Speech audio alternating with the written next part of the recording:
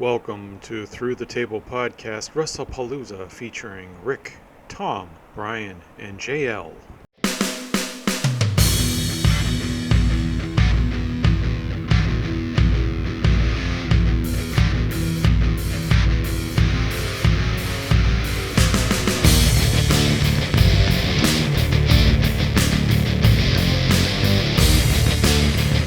What's up, everybody? My name is Rick Williams. Been a wrestling fan for about, close to 35 years now. I watch a little bit of everything. Looking forward to shooting the breeze and talking some wrestling. Yeah, I am Tom LaJudas, better known in the indie circuit 20 years ago as Tom Anthony. Wrestling fan for 38 years when I first saw the Nature Boy Ric Flair in a world-class match against I think it was one of the Von Erichs, who the hell knows, but it was pretty cool. Here I am. And I'm Brian Cuff. I've been a wrestling fan for over 40 years now, believe it or not. And NWA, Crockett years, and world-class WWE, all that stuff. I think it was around 1983 when I saw my first match, so it's been quite a while. And still going strong. Oh, yeah. So we're going to start off here with a positive and a negative for the past week. And I guess I'll start with my first positive is I think everyone going back live starting in July, the ticket sales are outstanding. I think of AEW is 3 shows that were on sale. WWE is up to 7. And I think the lowest capacity is the Miami show for AEW, and it's at like 75% sold out right now. All the WWE shows are sold out, 95% on all the other AEW ones. So, I mean, that's got to be a positive there for sure. The secondary market is going crazy for the WWE shows as well. Absolutely. It's unbelievable. Big dollar. Yeah, everyone's ready to do something. Been locked up too long. And that's definitely a huge positive. It's a shame it's 2 months away, but right. Still, it's something to look forward to. It's that light at the end of the tunnel. Exactly. People see it. And that was actually like my positive as well, was the live shows, but like to put another spin on it, because it kind of, I guess, mixes in with my negative a little bit. But it seems like the live shows, like with the fans, it almost seems like WWE has no choice but to listen to those fans, because the live crowd will boo and cheer who they want. I just feel like they're just kind of on autopilot with this whole Thunderdome. Mm-hmm. Just what I mean? It's the same. It's literally like the same matches every week. Right. And I'm just hoping that with the return of fans to live shows, that it will actually make the product watchable at this point. Yes. I couldn't agree more. And I've been wondering for months now, as you said, are they phoning it in? It almost feels like they're just going through the motions. And even if you watch some of the matches, I mean, it's as close to an indie show as you're going to get without the indie workers. You don't have that polish, that veneer that you normally get with like a WWE show. So it's almost like they legit are just going through the motions, just doing what they need to do until the live crowd comes back. Mm-hmm. And I don't know, I'm hoping that come July, we see a completely different product, because I don't think I've ever been this bored in my entire life watching professional wrestling. There's my negative. How many times can you run the same match over and over and over and over again? It seems like Raw every week. It's the same 5 matches you've seen 35 times already. And it's like, I want another match. It's like, why? You've already had 20. Yeah. And then the producers on their, I want you to cheer everybody now. Go cheer. And it's kind of like, that's what the live crowd's for, is they cheer who they want. They boo who they want. It doesn't matter what you want. They're going to do what they want. Exactly. It'll totally change everything up for sure. I had a different positive for the week. My positive for the week was actually the Charlotte Flair Oscar match from Monday night. I thought that was an incredible women's match. I think it's something that their women's division has needed for quite some time. We, when we were chatting a couple of weeks ago, I had mentioned the Ty Conti match from the world title match being one of the best women's matches that I've seen in a long time. Mm-hmm. This one definitely rivaled it. And it's funny to me, and obviously I'm not making light of the situation, but Alexa Bliss's situation where she couldn't be there because she had that emergency, if you will. Right. That changed everything because the women's division on Raw especially has been held hostage by a female version of Bray Wyatt. You have some of the best talented female wrestlers in the world on that roster, and it's being held up by this crazy girl in pigtails with a scary looking doll. Well, you take that out of the equation and you actually let the women work, and wow, what a match that was. And it closed out the night. That might have been, that was a more compelling match than most of the men's matches that they've run in the last 6 months. And I want to say that was they went like 3 segments, if I'm not mistaken, right? They went like a good, like that, yeah. 20 minutes, I believe. I was to say it was long. Yeah, it was for them. That was very long. Yeah. It was funny that you were talking about the women's wrestling because, like, what we were supposed to record last week, that was my positive for the week was all the women's wrestlers, like especially last week they had the Toni Storm versus Zoe Stark on NXT. That was great, and Serena Deeb versus Red Velvet. I mean, Red Velvet's kind of green, but Deeb she's unreal right now. I just think like women's wrestling is just like Tom said, just let them go, let them do their thing, and some of those girls can just make some magic happen. Mm-hmm.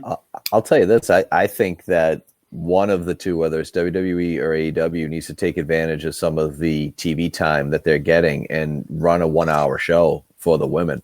And you think it would have been WWE because they've been claiming this women's revolution now for the last 4 or 5 years. Right. I would love to see AEW now that they're getting that second program. I would love for them to take that hour that they had on Mondays, that YouTube show, turn dark. That into turn dark into a woman's show, and blow the WWE's women's division out of the water. Because now, you're going to call yourselves a women's revolution. Well, we're actually doing it. We're giving them their own show. We're giving them an hour to showcase them. And a big, middle finger right to them would be to call it AEW Revolution. I can see. I mean, I was saying, don't they have a? Oh, sorry. Go ahead. Oh, I was just going to back on that, saying that the last 3 weeks of Dynamite, the top-rated segments have been the women's matches in it. They've been the top-rated portions besides Jericho or MJF. So, I mean, shows you something. People want to see them. Why not give you it? Right. It's the same thing. They're actually giving them time, and it's not just like that 9:30 spot where they kind of put them in all the time, where it's just right before the last commercial break and right before the main event. Yep. We'll give you 6 minutes with entrances. It's like the popcorn match right after intermission. People are getting ready. No one's really expecting much.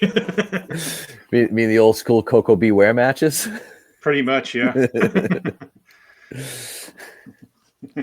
Poor Coco. So underrated. To go to the negative column for me, the negative came out today where the talk of WWE and New Japan possibly working together. I don't like that one bit because we all know WWE sees everyone as a secondary group to them. Basically, to me, I think it's just, hey, what if we can get a few guys and like Jay White, take them? That's who we only care about. That, if you bring over Okada, who's to say he's not going to turn into another Shinsuke Nakamura there, where he speaks English, but he's got that thick accent. Vince doesn't understand you. He's not going to give you a shot. I mean, I that's really scaring me. Yeah, they dropped the ball with Nakamura, I think. And I just don't. Yeah, it's weird too because it's I hate to say it, but it's like I think they dropped the ball with Andrade too. He could have definitely replace Del Rio. You know, I feel like it's like the foreign stars is just they just don't get the chance that they should. No, I mean, outside of Rey Mysterio, what Mexican guy really has gotten a chance? Right. And this isn't a move, by the way. This whole New Japan conversation isn't a move to actually work with them, as you said. I mean, obviously they're going to bring in the people that they want. Right. This is more to sour the deal that AEW already has with New Japan. That's what this is all about, especially when you have guys like, you know, Omega and Jericho and Mox who go over to New Japan. They work shows for New Japan. This is, you know, who knows? This could be, as we're getting into the live crowds, we already talked, this could be the opening salvo. Yeah. You know, this could be getting under something before it's, you know, everything goes full time. And I was making the joke where they say, "Oh, it'll be even exchange." It's like, well, who are they going to send over to New Japan? Like the Lucha House Party or somebody like that? Like, there you go. You give us all your big guys, we'll give you them. Like, I could see it, you know. Or, oh, Baron Corbin's going to headline your next big show. Like, oh, I can't wait. I think I got to go, you know, my negative's different, which is probably a good thing. And I know it's only a week and this goes to almost 2 weeks at this point, but I don't think we can forget the abortion that was the zombies around the ring for a lumberjack match. I mean, holy crap. I've never been so angry watching a program. I don't care what it was. There's been many a show that it's like that elicits a reaction. I was legit like, I was so mad. I turned the pay-per-view off. I couldn't believe what I was saying. This is the same company that, you know, told us years ago, like, oh, the day and age of the superhero is over and all this other stuff. And, you know, have zombies out there. It's the same company that 2-3 weeks before said that the blood and guts match ruined or set wrestling back 3 decades. It set everything back 30 years. Yep. Yeah. You just had zombies going around the ring. And the worst thing in it is the Miz got hurt in the match too. He sure did. And beyond that, and that was obviously awful, let's not forget the finish of the match. The zombies ate John Morrison. And he came back next week. Well, he had no choice. The Miz's knee got really The finish was they ate John Morrison. The Miz was distracted, and he ended up losing.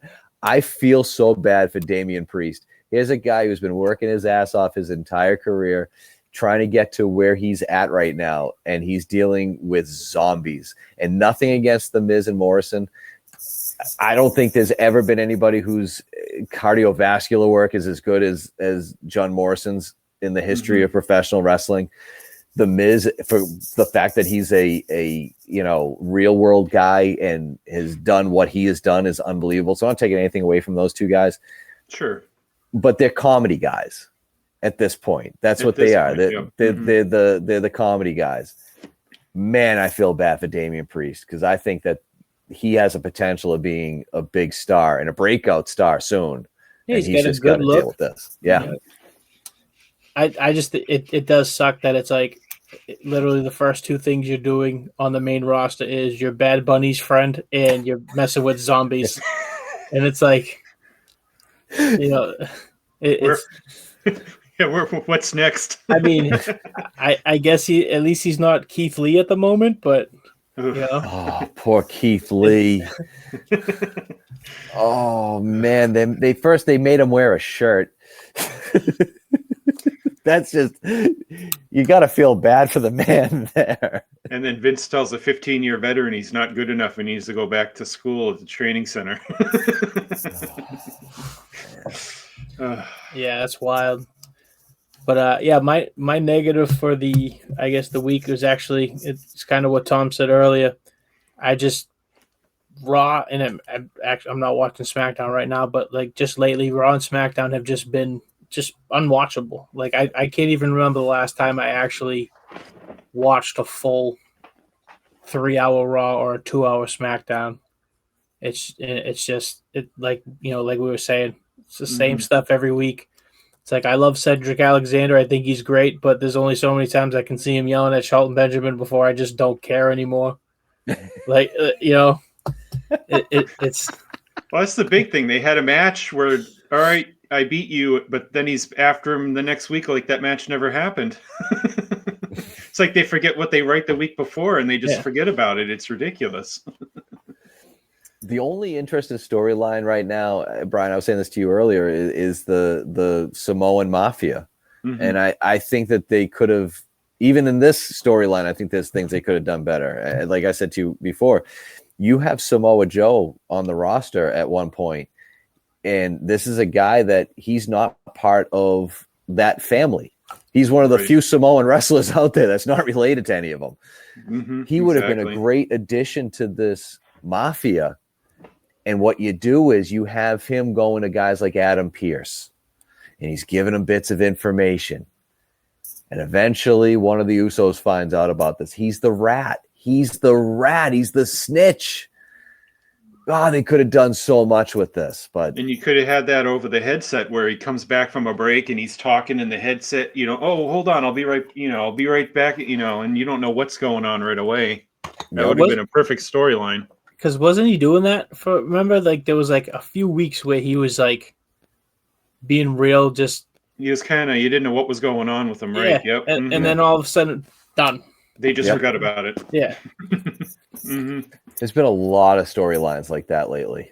Yeah, they start something up and then all of a sudden it just never happened. Yeah. Go on to something else now. Random. It's too random. That's the problem. No, and I don't know. Everyone's afraid to tell Vince like that. It doesn't make sense. They're just okay. Well, let's rip the script up 30 minutes before the show starts. It's like, you can't write TV that way. It just doesn't happen. Well, that's because all the guys that used to stand up and say no to him, they're gone. True. Yeah, they're all gone. And he's just got people around him that are just yesing him to death. And, we all lose it. It doesn't matter what our profession is. It doesn't matter if you're, playing baseball, football, wrestling, promoting, whatever the thing is. There's a reason why we all retire eventually, because you lose something. You lose a little bit off the fastball. Mm-hmm. Not to say that Vince isn't a genius. We wouldn't be sitting here right now, the three of us talking about professional wrestling, if it wasn't for Vince McMahon. There's just no way around it. Right, of course. But eventually, we all lose a little bit of something, and I think we've seen that over the last few years. And maybe things change in July when the fans come back, as we said. But I just CM Punk said it best in that pipe bomb interview. But then again, the problem is who takes it over. Right. So that's why AEW is so good right now. It's so refreshing. Just kind of watching, not to make it about us, but I watch what AEW is doing. It reminds me of what we did or what we tried to do with the EWA. It reminds me of what Paul Lee tried to do with ECW. You have a group of boys who just want to make it happen, just want to succeed. And they're working together to make that happen. And it's so refreshing to see. And no one gets upset if they change what they thought the match was going to be or the angle was going to be, and they change something completely. They don't get upset by it and stomp off or anything like that. They just go with it because they want to succeed. They don't want to lose, Definitely. And it's amazing to watch. And that's why I love watching AEW. It's not boring to me, even though they have the same problem that the WWE has as far as the lack of crowd, the lack of, that crowd reaction. Yeah, they've had some people there, but it's a lot of us know you're wrestling in front of 30 people. It's a big difference between wrestling in front of 3,000 to 5,000. Yeah, they had about 300 to 400 the last couple of months. You just don't hear enough of them. It's they're not going to change anything. They're there, which is nice for the guys because you can see the matches a little bit better than just being in front of monitors. But 300 or 400 isn't going to change a whole lot. I think it has to do with too, like the open air venue where it's just like there's nowhere for the sound. It just goes up. Right. Plus it's not like you're in a gymnasium. Even like indie show, you're in a gym, 30 people, you could still hear those 30 people, but like, it's like you said, 400 outside in a I guess, what is that, like a concert venue? It's an amphitheater, yeah, right. So, it's just, it has like a roof over where they're performing all that stuff. So if it rains, you can see it on the sides. It won't hit the ring or on the stage or anything. But right. They've been having a crowd there March and April, and it was freezing. So I mean, even if you get 300 or 400 people out in the cold, they're not going to make as much noise as in a summer show. Right. You just to my knowledge, you can't get into it. It doesn't affect the Jaguars games either. Like it's completely separate. If I'm not, it's attached to the building on the side. So like if they go into the back area, it's all together. So if you go through like the concourse and hallways and stuff, it leads either to the amphitheater or the right is the stadium. You'll see it when they do the Stampede match. They'll probably be going to both venues and you'll kind of see, you go through the curtain and it's, oh, here you go. And then you go that way to the stadium. And we had one last topic to talk about. That's it, right? Top 5. Mm-hmm. My list would be different if it's, say, top 5 currently and top 5 all time. That's what I had a hard time with. And I did top 5 all time, so I'm not sure how you guys did yours. I pretty much did all time. But at the same time, depending on the day you asked me, these top 5 could probably change. Oh yeah, I had 12 guys basically on my list, and I had to whittle it down to 5, and it changed 3 or 4 times. Rick, and that's the thing too. It's literally when the wind blows, it's how I'm feeling. For me, it's what mood am I in? When I'm working out at the gym, all of a sudden it's something else. Someone else is in my top 5. Right. It changes because so many guys we've watched over the years at this point, right? I've watched a couple matches this week and said, "Oh my, I forgot how great this was," and that changed my list. Just one match. Yep. Or watch one stinker and go, "Oh, why did I like them?" But also goes back to when I was, like 10 years old. What got me into it, So it's kind of, I have a couple current guys, a couple of guys that are, old timers. So it'd be interesting to see what you guys' lists look like too. I'll start with my number 5, and my number 5 is Andre the Giant. Oh, there you go. When I first started watching, it was just, I couldn't believe there was somebody that big. And that was back when he could still move, do the moves, not just step into the ring, give a guy a choke, fall on him, use the ropes to get up. It wasn't old Andre, it was Afro Andre. right. When he could give drop kicks and jump over the top rope. And it was like, I was amazed at, of course, 10 years old, that there was somebody that big that could do that. I'd never seen it before. It was just incredible to me. And that's who I had number 5. Yeah, my Andre, I guess, like, when I think Andre, it's obviously black singlet, WrestleMania 3, Saturday night's main event, fake referee, like that that's my Andre. Right. That's like that's probably where, like you said, it's like old Andre's kind of having trouble moving, and and then he's having all the problems, and he's slowing down, everything's happening. But same thing though, I remember being a kid just being in complete awe of just the sheer size of Andre.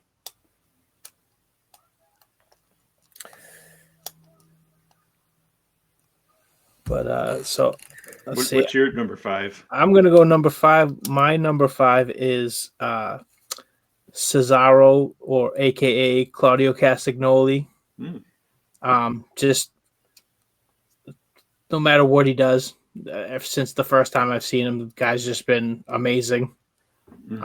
Just the kind of lacks on the microphone, but at the same time, just like he's just to me, he's just unreal. Like I've just he's one of the I saw him versus Takeshi Morishima at a Ring of Honor show. It was the main event.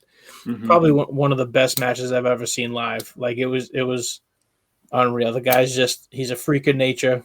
Yep. Just one of the strongest guys out there. Just his his matches are like I'm always constantly entertained by Cesaro. Mhm. I agree. I'm glad they finally give him a shot at the main event. He's never going to win the title, but I'm just glad that they at least giving him a little bit there, a little bit of a rub. I mean, he's been so good. He's been so good, but he just, he'll never make it to the top, unfortunately. Yeah, it's too bad. He should, but he never will.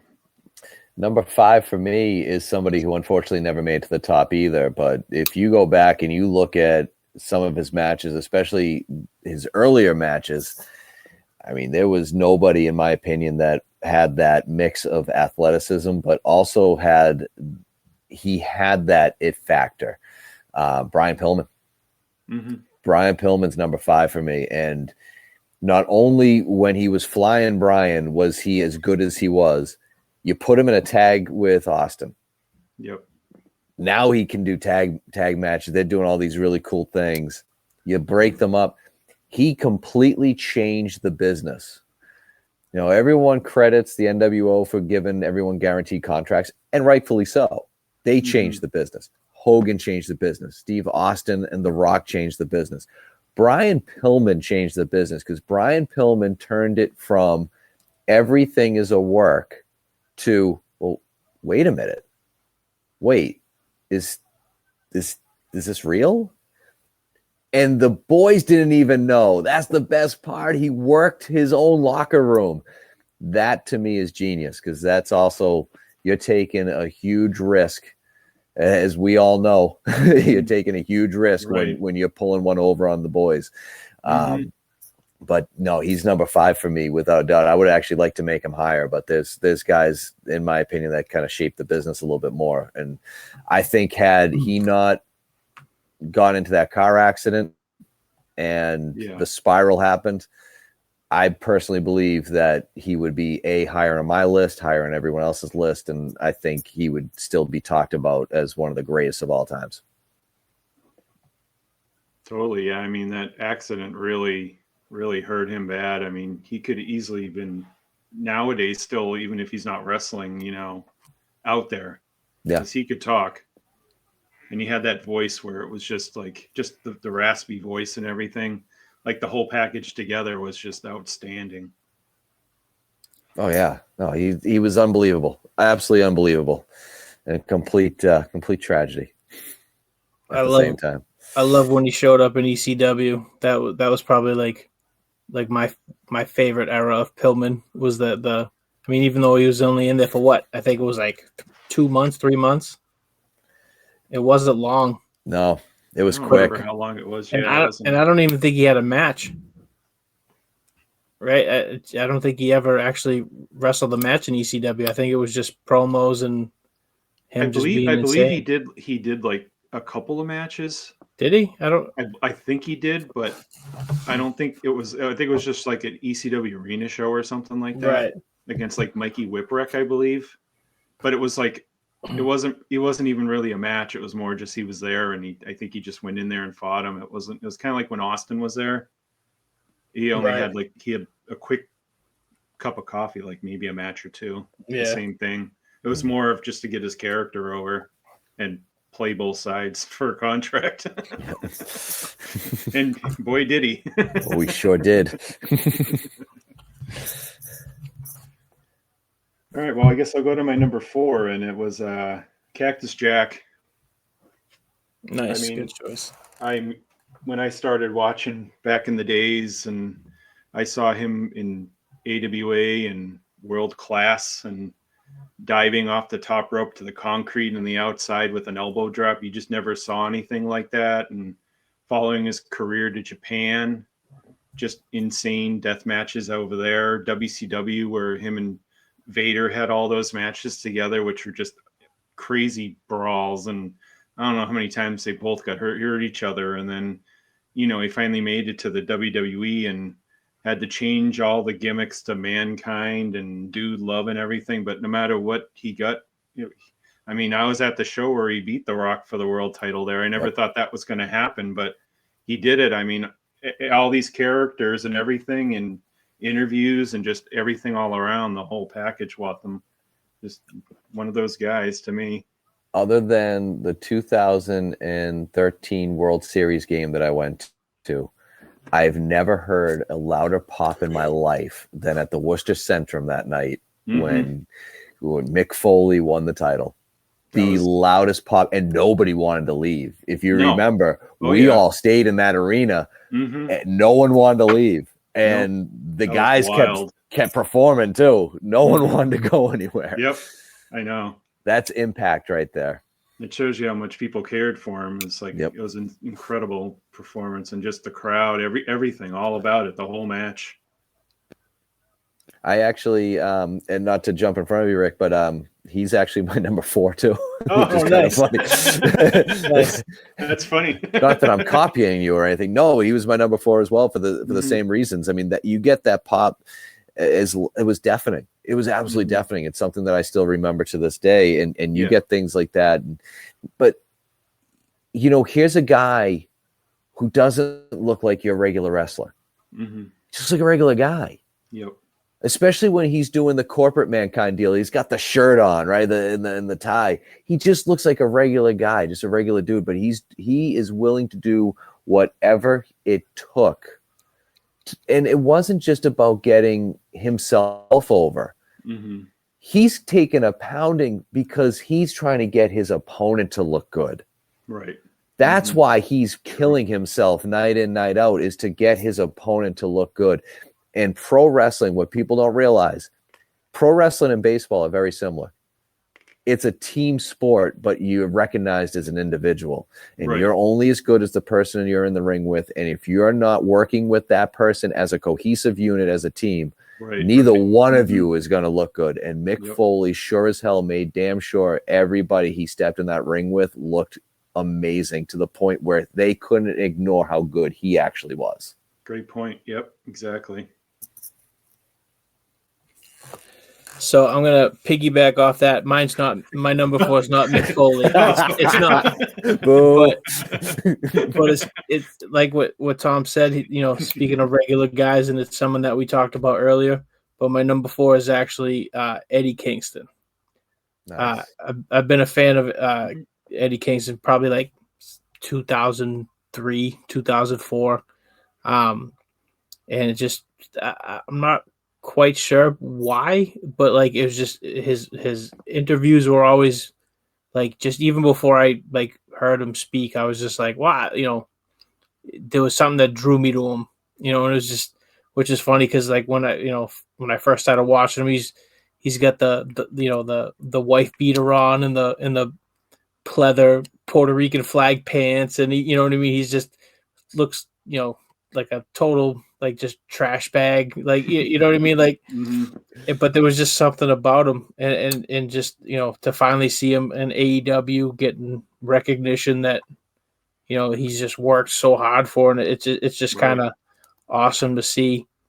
And I just like I remember when I drove down to Philly for a it was Ring of Honor or CZW, it was the Cage of Death that they did at the Armory. Right. Drove down there, and he was actually the surprise like 5th member of the Team CZW. And just there was probably like 1,500 people in that building. I just remember just the hate he was getting, and it was just like a natural, he's just such a natural like prick. It just makes him so good. Like I think he's the man. He's just he mixes that old school, but he works like the newer style. But he easily could have fit in the 80s just as well as he fits in now. People like Kingston and Mick Foley, I mean, they're very similar in some ways, but yet very, very different. Right. Like I said earlier, when I talked about how great his promo skills are, these are guys that they recognize that, maybe they're not the Shawn Michaels look. Maybe they're not that type So they take what they're really good at, they accentuate that, and that's what makes them successful. A lot of guys try to be something they're not. Neither Mick Foley nor Eddie Kingston has ever tried to be something that they're not. Instead, they very much have continued to be who they are, and both of them have been extremely true to themselves, and that's what's carried them both. Yeah, it kind of shows you either guy, they could be around in the 70s, 80s, 90s, and 2020. I mean, if you can go in any decade, any kind of, territory days, and any of them could get over in any of those, that just shows you how good of a character they are, how good of a guy they are, wrestler, interview, everything. I could easily see him in like Crockett back in the early 80s.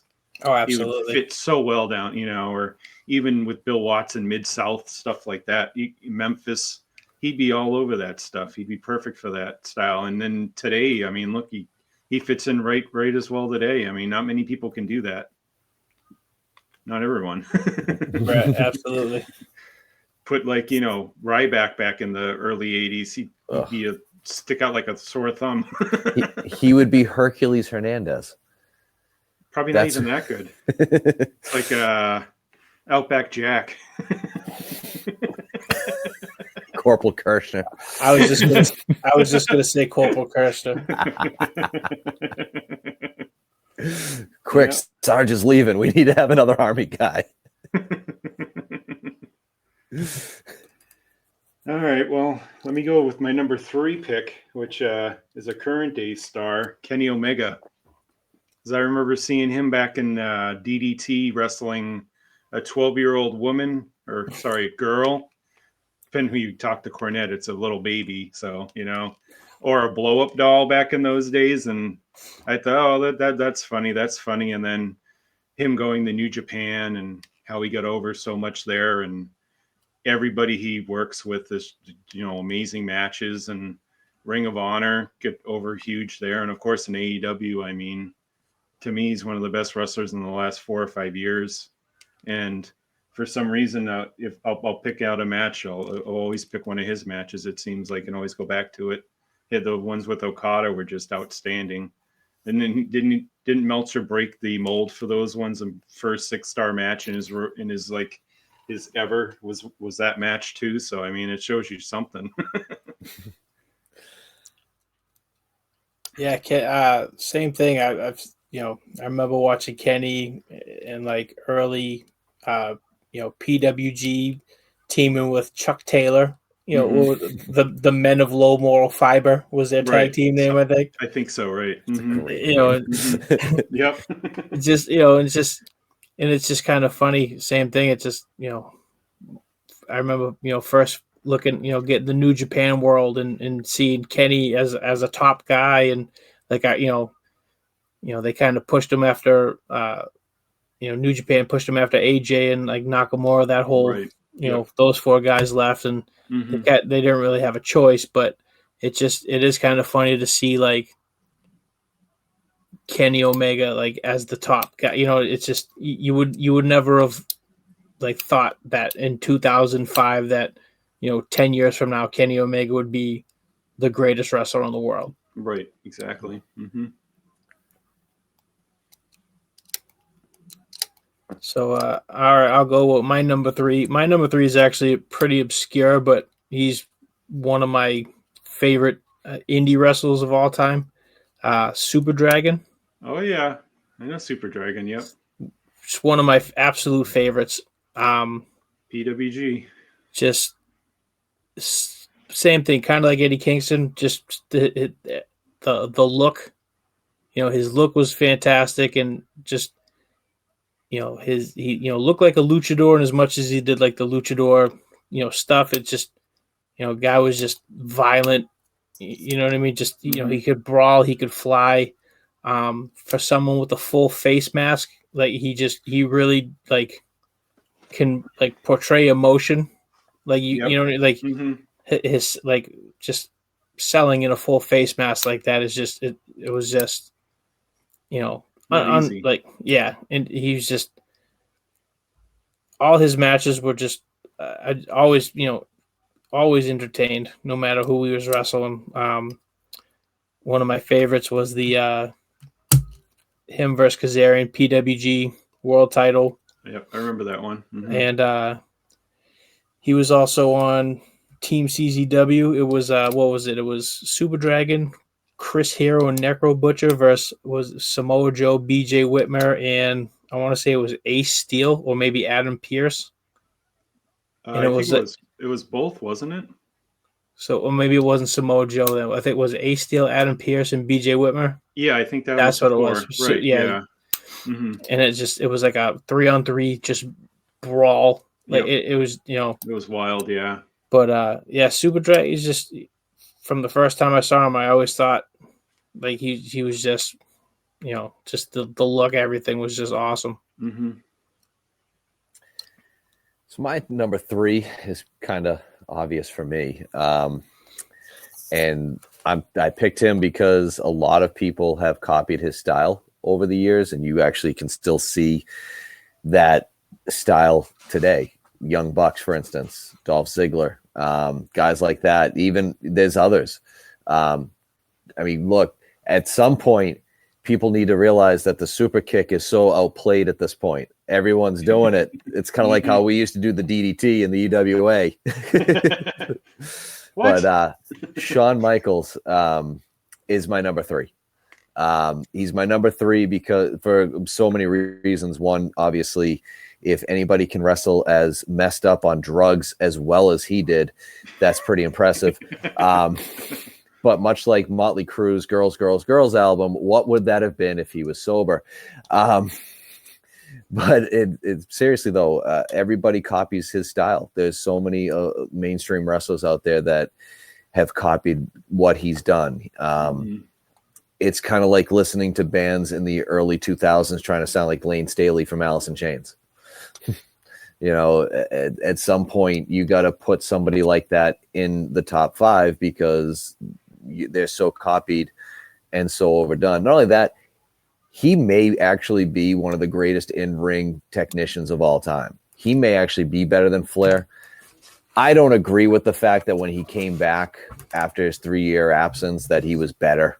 I don't agree with that at all. I think prior to him hurting his back in that casket match, he was at the best that he was. Mm-hmm. Again, all messed up on drugs while doing it. When he came back, he was good, but I still think that it just wasn't quite the same. Those matches with The Undertaker were amazing. Mm-hmm. But you got to take somebody who has influenced so many people, and now as he's helping out with NXT and kind of shaping what's to come next. Right. No pun intended. I mean, that's why you got to put him in the top 5. I knew he would make your top 5. I just wasn't sure how close to the top he would be. If he would be number 1, number 2, number 3. I knew he'd be on your list up there. I just wasn't sure where. Yeah, he right in the middle. He's right probably in the middle. One of those that drifted between spots a few times, I bet. Oh, 100%. There's guys that are off my top 5 that if you ask me this tomorrow, they would probably be as high as 1 or 2. Yep. I hear you. I struggled as well on many of them, but I can see Michaels being up there. I mean, I remember him back in the AWA days as the Midnight Rockers with Marty, and he was so good back then. Even early those years, you just knew he was going to make it. He was so good. By the way, too, we talked earlier when we were doing, the Double or Nothing rundown. The Rockers were as good as they were. Again, you don't have the Young Bucks without the Rockers, by the way. But as good as they were, they never needed the titles. Nope. They got the titles once, and then they took it away from them before it even got recognized. Yep, but they never needed it, which was actually the best part about it, was they really didn't need the titles. No. Which I always thought was funny because even as a kid, I was like, wow, they're tag team specialists. Wow, they can't win a title. Yep. So that's my number 3. No, can't say anything wrong about that one. Not at all. And I'll go my number 2. It's CM Punk. He went from not even on my list, or in the top 10, I should say, and then he comes in, and he stayed in the last few days. It was between him and Nakamura were my last 2 guys, and for some reason I put him at number 2 just looking at everything where he started in AW Mid-South, run through Ring of Honor, and all the way to the WWE, all the way to the top. I mean, he's not the biggest guy. You know, everyone thinks you could kick his ass because he's just a little guy with a big mouth when he first started. I mean, he put on some muscles, but he's still not, you know, super huge or anything like that. It's just his whole repertoire. It's just a pair of shorts, nothing fancy. You know, he does not have this wearing $1 million suit or anything like that. But he could talk, he could wrestle. It's just the whole package together. And just getting to the WWE and pulling the pipe bomb and everything like that, it's just incredible where he came from to where he finished. I love that pick. He's not in my top 5. He should be. He's my favorite. He's actually my favorite wrestler. That doesn't mean he's in the top 5 greatest for me. Sure. He should be. And again, you ask me tomorrow, he probably is. You know, for somebody like myself who I never promoted that I was a straight edge guy, but I've never drank. I've never done drugs. I've never done anything. He made it cool. Yeah. He made it cool because in high school, you had these assholes walking around with their, you know, X's on their hands, and you kind of made fun of them. Even though I was like them, I still made fun of them. Like, look at these assholes over here, you know? CM Punk made it cool. He made it okay. You know, and then it's like people like, oh, you don't drink? Yeah, no. You ever heard of CM Punk? Oh, yeah, definitely. Yeah, no, it's the same thing. I'm like that. True. Right. There's also a lot of similarities that I have with this guy, which is kind of like separate. But no, just the fact that he could make that cool. Also, the fact that he hasn't wrestled since what? Was it 2013, 2014, whatever it is? And you're still hearing CM Punk chants? All the time. All the time. It's ridiculous. Nobody has that type of longevity as far as relevancy. Right. It's actually funny that you say that. I was at work the other day and I was listening to my radio, and Cult of Personality came on. And like out of nowhere, this young kid that I work with comes up. He just goes, "Yeah, man, greatest wrestler of all time." and then just walks away. Yep.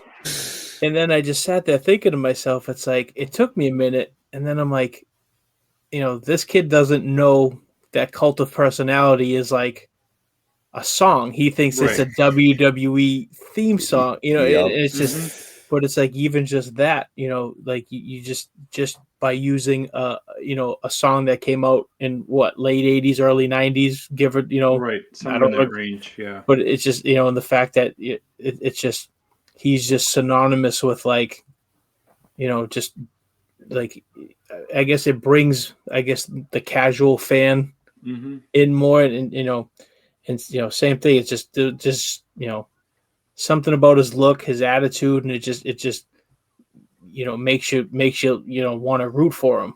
It's like, even though he comes off as a prick, you know, and he's a great heel, but same thing. It's just, you know, if you hate him, he's doing his job. Right. Yep. He had that Bobby Heenan sense of wrestling knowledge where he could talk circles around you. Yeah. When they teamed him with Heyman,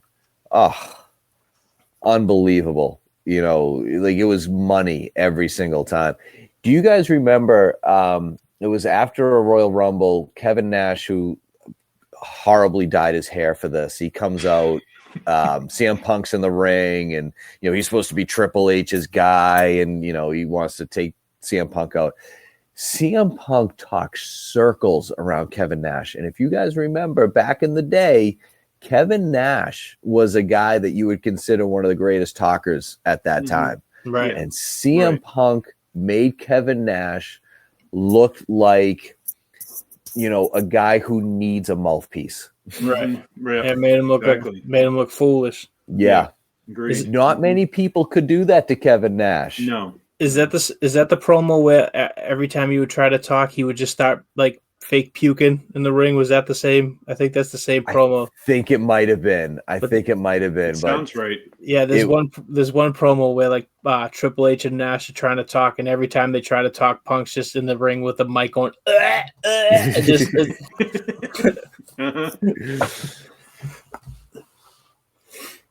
Yeah. So number 2 for me, like I said, I wish it could have been CM Punk, but it's not. It's Chris Jericho. And it's Chris Jericho because here's a guy who, yeah, he takes his breaks to go do his band and stuff. He had a little bit of a burnout a few years back, but he's been consistently around for 30 plus years at this point. He's a guy who's constantly reinvented himself, takes great pride in the fact that he's reinvented himself. It's not easy when you're an established guy to change your gimmick, change your look, and then get that over. Right. And he has every single time. Multiple times. Yep. Exactly. And it's not like he's put on a different shirt. He went from, Y2J to clean cut, hair's gone, suit and tie. Nick and he got that Bockwinkel, yeah, and he got that gimmick over. Like the Painmaker gimmick, he got that over. He's constantly doing something completely different. He has stayed relevant throughout this entire time. If it's not for him, AEW isn't where they are right now. Right. And to prove that, they let him be the ball carrier when they first started out. And you see how successful they are now. And yeah, I honestly think that there is few guys in this business who have done what he's done. And I think he's going to be one of those guys that's going to influence generations beyond this. Like you're going to see guys that we don't even know yet who are going to credit Chris Jericho for the reasons why they're in the business. Oh, for sure. I mean, as you said, it's every time he comes back, it's a completely different character. Just about, it's the same guy, but it's totally, 180, not even close to what he did before. Totally different look, everything. From the list to, Jerichoholics and WCW. Lionheart. Like he had so many different gimmicks, and the conspiracy victim. Yep. Yep, everything he did, he got over, which is amazing. Because how many people try to change something up and it just doesn't work? Yeah, there's a lot. Happens all the time. All the time. He was on there. He just couldn't make my top 5 today. And as you said, tomorrow he could be number 3 or 4 on my list. That's just how it goes. I got 2 guys in particular that when we're done with this top 5, I just have to give an honorable mention because they deserve it. Sure. Let's see. All right, my number 2. I'm going with an oldie. When pretty much when I first started like going online, going on AOL dial-up, and just just seeing this guy just blew me away. My number 2 is Hayabusa. Nice. Yeah. And it's just like. I've always been, as with my number 3, with Super Dragon, I've always been a fan of mass wrestlers. I but like same thing with, just first time I saw Hayabusa, I was just immediately hooked, trying to find whatever I could, I got I gave my computer like AIDS pretty much, download Hayabusa matches on LimeWire and shit, just trying to find anything I could, just to watch them. All those stupid like English dub DVDs that they used to sell at like FYE and Sam Goody and stuff, like all those, I had all those. Just anything I could with Hayabusa, I would just, and then he came to, ECW. He had that match with Shinzaki against RVD and Sabu. Great match. His match with Liger from 94 J Cup. I think it's 94, either 90. J Cup. Yep. It just he was ahead of his time, and just a damn shame that his career got cut short. But just Hayabusa is easily my number 2. I remember seeing. I used to do the tape trading back in the day, and I get some of the old FMW tapes, and you're watching, all these old guys using sickles, like Bogo and all that, and then all of a sudden you have him out there totally different. You know, he's not wearing the t-shirt and the sweatpants, and he's jumping off the top rope, doing 720 splashes to people. You're like, wait a minute. How did he get in here? You know, like it was him and Masato Tanaka, the two guys that from there that would always be like, wow, like incredible, you know? Yeah. And seeing him work All Japan, which is a totally different style, and still get over. And as you said in ECW, he was great. Yeah, definitely. And I guess I'll go to my number one. I have a feeling people know who it is. It is the Nature Boy, Ric Flair. Yeah, That's almost consensus to some people could be, you know, I mean, what's not to like? Limousine riding, jet flying, the robes, the women, the talking, saying woo. His matches were outstanding. You didn't like him? You wanted him to lose? I mean, you know, he had everything going for him back in those days. And that's off to having the broken back with this in the airplane crash there. I did all that after. I mean, always bumped on his side, but you wouldn't know unless you were into it. You wouldn't really be able to tell that. That's the biggest thing. And going to territory too. I mean, you know, he did 355 days a year, and he's not the biggest of guys. You know, he wasn't taking steroids. It's like, you know, after every show, it's as he said, he was just drinking it away. Yep. I mean, match after match after match, he could work with anybody. If you make Dusty look good, you know, Anyone. Nikita, freaking Todd Champion. It's like, you know, he could go in there with Junkyard Dog had a good match with him. I never thought that'd be possible. And then, you know, not all the title reigns, but just go into WWF and back in the early 90s, you know, Vince gave him the run. He doesn't give everyone the run. I mean, Sting was worried about always coming in. And then he goes back to, you know, back and forth, TNA. I mean, everywhere he's gone, he's been successful. I don't know. I didn't think there was anybody else that could top him on my list. He's number one on mine. You know, everyone wants to credit Hogan in the 80s for turning wrestling into what it was. And in a lot of ways, yeah, Hogan took the rest of the crew along with them, right? Yeah, right. Anybody who was actually turned on wrestling and wanted to watch it and watch the scientific nature of it, it was all about Ric Flair.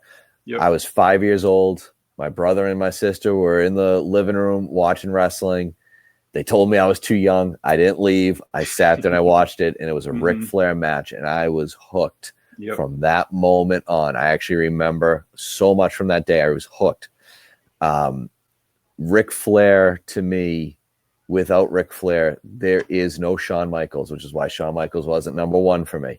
Without Ric Flair, there isn't a Dusty Rhodes. So without a Dusty Rhodes, think of the lineage that goes beyond that. There might not be an AEW without Ric Flair because he put Dusty Rhodes on the map. Right. There is so much that has his fingerprints all over it in professional wrestling. When he was back before the Monday Night War, Saturday and Sunday night, WCW, or even before that was NWA. My brother and I would sit in our back room and we would watch Ric Flair. Yeah, you'd watch the other guys, but we would sit there and we would wait for Ric Flair. Yep. We used to pretend to be Ric Flair. We used to do the voice, and we used to do the woos. And man, there was like, he's the guy you watched. There's no better, in my opinion. People would bring him in from all over to their territories, as you said. Everybody. He's the guy you wanted to work with. Yep. He was the guy. Interesting story about Ric Flair. A few years back, I'm at Cooperstown, New York for the induction, the Hall of Fame induction. For some strange reason, and I never understood this, Ric Flair was doing an autograph session there during induction weekend. To this day, I don't know why.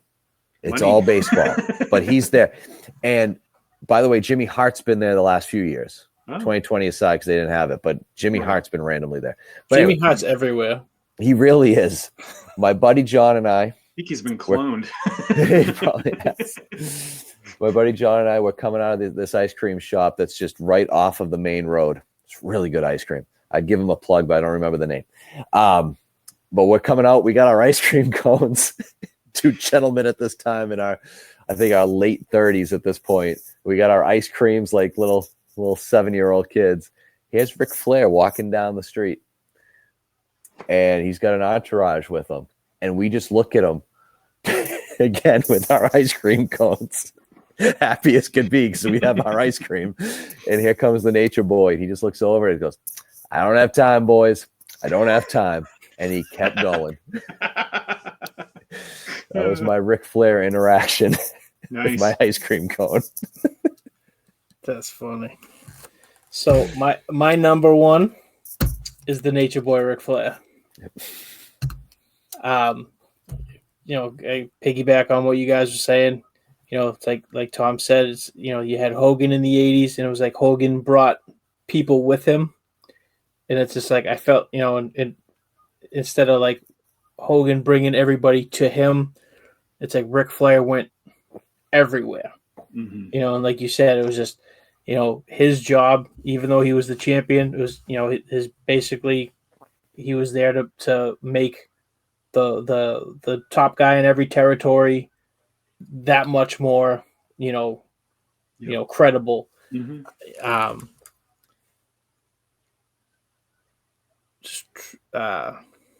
Totally lost my train of thought, but like no, it's just Hogan had the pomp and not so much the pomp and circumstance, but like Hogan had the I guess like the roided out promos where he's just screaming and you got Flair where it's granted Flair screams too, but it was just they were like night and day. You know what I mean? It was like to finally get to see them. I mean, granted, I know they should have, Vince should have pulled the trigger at WrestleMania 8. So like right. when we finally saw Hogan versus Flair, it was a little past what we would have liked to, but just, I mean, no matter what, anybody Flair wrestled made him look like $1 million. Just made so many people. I was actually a couple months ago. It was like a month or two ago. There was I guess this wrestler from the Dominican Republic that passed away, and he was an NWA champ. Never even heard of him. And the story was that Flair went down there to make this guy look good, but they had such a heated match that basically Flair at one point realized that if he wins this match, he's not getting out of this ring alive. Mm-hmm. So Flair was just like, you know what? Looks like we're getting a new champ tonight. Guy beats Flair for the belt. Obviously the NWA probably, did something that they didn't really recognize it, but just the fact that just by doing his job, like he really thought that someone was gonna like stab him. He could tell the surroundings. What was right. That if Hogan would have probably just said, "I'm winning no matter what." Right. And it's just promise to put someone over and then not show up for the second match. No, the reason I went after Flair instead of like Hogan is Hogan was almost like more of a cartoon character to me than like someone you could relate to. It's like just I don't know, just how they perceived him as. AWA Hogan was different, but WWE Hogan was just a cartoon character. It's like I just never went to him at all. Hogan had the whole production team behind him, though. He had a national platform, right? And he could do his 3 or 4 moves, and that's all that mattered. I mean, John Cena made a great career out of that in the same environment. Sure, right. Flair didn't have that national ability. Yeah, they had the TBS show Saturdays, 6:05, some random ass time, 6:05. What the hell was that? And then like 9 o'clock in the morning too, or something like that, to plug all their Saturday shows. Yeah, they had some. But by the time we got those NWA and WCW shows that popped up, Hogan had already been doing his thing for years at that point. Right. But you look at the two. Man, if I want to watch an actual wrestling match, I'm watching Ric Flair. Yep. Because he's gonna do moves. He's gonna sell his ass off. He's going to make the guy in the ring look like $1 million. Mm-hmm. Hogan, on the other hand, Hogan's biggest part in each and every one of his matches is when he stopped selling. Yeah. The Hogan comeback. Based on the comeback. Mm-hmm. Yep. He literally will stop selling. He will do the old no sell. It's how long does it take to get to that part is basically what the match was at that point. Yep. It's how long before he needed to go home. I want to do two guys that I didn't mention, are two obvious guys. Sure. One would be obviously Stone Cold Steve Austin. Yep. Without him, I don't think Raw wins the ratings war. No. I don't think WWE is what it is today. I think WCW might actually still be around. Good point. Although they were kind of imploding from the inside anyway at that point. They wound up killing themselves, but that didn't hurt it happening that way though. Because if Stone Cold didn't get as big, you never know. Exactly. What WCW would have done, And he was the right guy at the right place at the right time. He, And the other guy is a guy that I would not be shocked. I know he did this on his TV show, but I wouldn't be shocked if he's president one day, is The Rock. Yeah. I wasn't a big fan of him when he was working. I just wasn't. I could see the talent. Yeah, I go back. A big fan either. Yeah, but I go back and watch old stuff now, and I'm like, all right, now I can appreciate it. I didn't at the time, but it's funny. It's not even about his movies. It's more of like the workout ethic and the hardest worker in the room. And I've adapted that to my own life, which is hilarious. It's like, I'm more of a fan of him now than I was 20 years ago when he was working matches. Now I like this guy. This Dwayne Johnson guy is pretty cool. Yeah, right. So that's why he wasn't in my top 5, because I think he's a better influence now than he was 20 years ago. I can see that. Yeah, definitely. It's kind of weird though. It's like, wrestling, it always seemed like you have like the one guy, the Flair, Hogan, Bruno, Backlund, and it's just like, and then you get to the 90s where you have Stone Cold and The Rock, and it's just kind of crazy that like both of those guys were around at the exact same time. It's just, and it's kind of weird that like none of them made our list. Yeah. And another guy that didn't make our list either, which again, you ask me tomorrow and he's probably up there, is The Undertaker. Yeah. Yeah. Same here. A 7 foot tall athletic guy who could do moves that guys half his size couldn't even do. And sustained a gimmick, and like Jericho changed it up over and over again, from the slow stalker Western style to like the Ministry of Darkness and the American Badass, which is a huge risk that he took there. And he changed it all up and made it work. Yep. True. There's so many guys, man. We were lucky. Think about it. We were lucky. We got you, Rick. You just said it right there. Like looking at the, Rock and Austin at the same time, but there was also the Undertaker. Leading up to it was Shawn Michaels. Ric Flair was still doing his thing. Brett, Triple H, Macho Man. Like we got so many amazing workers and amazing talent. Yep. Maybe that's why it's unwatchable right now. Probably, yeah. It's funny you say that though, because like just even like going back and watching stuff on the network and watching like ECW from like 1995, when I first started watching it, and it was just kind of the same thing. Like I remember, let's watch this. Like I remember loving this back in 1995, and then it's like you try to watch some of it now, and it's like, oh man, Paul Heyman was a fucking genius. Like it's just to me, it's so strange just watching some of the early ECW, and it's like I can't believe like I thought this was great at the time. It's like it's like looking back on it's like I really liked Hack Myers. Are you shitting me? You know what I mean? Like so the way that Heyman edited everything too. That's true. Yeah, where he never really put out a show, except for like when they got to pay-per-view and other things like that. But like his TV shows back when they first started. They'd take a match that was 12 minutes long and he'd trim it down to just 5 minutes of just the good stuff, you know? And he's good enough to know what the good stuff is. Or he goes the same way where he knows two guys are just outstanding together and he knows, hey, we haven't shown them together for a few weeks. Boom, you put them out there again, you know? It seemed like you'd always go back to the same matchups. Like look at Balls Mahoney when he first came in, you know? He was always fighting Sandman. His first 8 matches, I swear to God, was Sandman every single time because he could just wallop him with the chair, wallop him with the cane. But it was always fun, you know. I used to love. I used to look so forward to 1 o'clock in the morning, Friday night. You know, I'd be hanging out with my buddies or whatever. Brian, after a while, was hanging out with you and JL and stuff, and you know, I'd get home and be like, "Ooh, ECW's coming on," and I'd get so excited.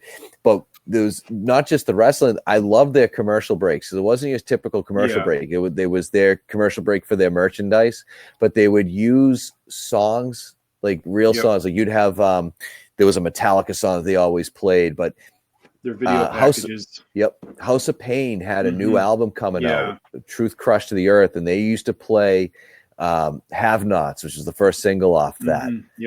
And it's the only place that I'd ever heard that song outside of anything that I ever personally played it on. And I loved it. Heyman knew music and wrestling goes together, so he'd go out of his way. Of course, he never paid for any of it, but that's besides the point. No.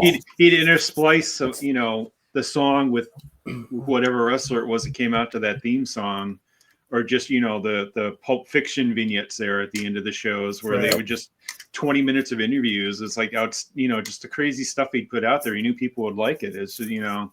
And then we tried to copy it with the EWA. Yes. At times we did. You sure did. Because it was so good, though. It was so good. It was so good. That's why we got into it and all that. We love that. I remember seeing there was an interview with Heyman about how he had some kind of deal with Tommy Boy Records where he was able to play I guess what was it? Too Cold Scorpio song was Whoop Whoop There It Is, and they were on Tommy Boy, I guess. So they had some kind of a working relationship. And I remember when Scorpio signed with WWF, it was, you know, they were losing that Tommy Boy money because and I think it was I remember I think it was they paid Vince paid Heyman $3,000 a month to even though when Scorpio was under contract with WWE, just because that was the money they were losing not using Scorpio's theme song. Yeah, because they paid for it in advance for a year or something like that. So they had to give it back if they didn't use it. So it's you kind of get screwed over on that one. That's why they had the House of Pain song, because House of Pain were on Tommy Boy in those days. So it was okay, we'll let you use this, but you need to advertise a couple of our stuff. Sure. So, and then I remember Perry Saturn was in one of their videos too. One of the newer videos. Yep. The House of Pain. Yep, he was. So number 5, and these aren't necessarily in any order. CM Punk, because I met him. He was really nice. And he's CM Punk. I think his disobedience to WWE really is makes me entertained. Number 4 is Kenny Omega, because it's Kenny Omega, and I talked to Kenny Omega on Twitter. He's an amazing athlete, and I just like his stuff. Number 3, I can't go without saying The Rock, because The Rock is the people's champion, and he also does great movies, and I was there when everybody hated him, and here we are.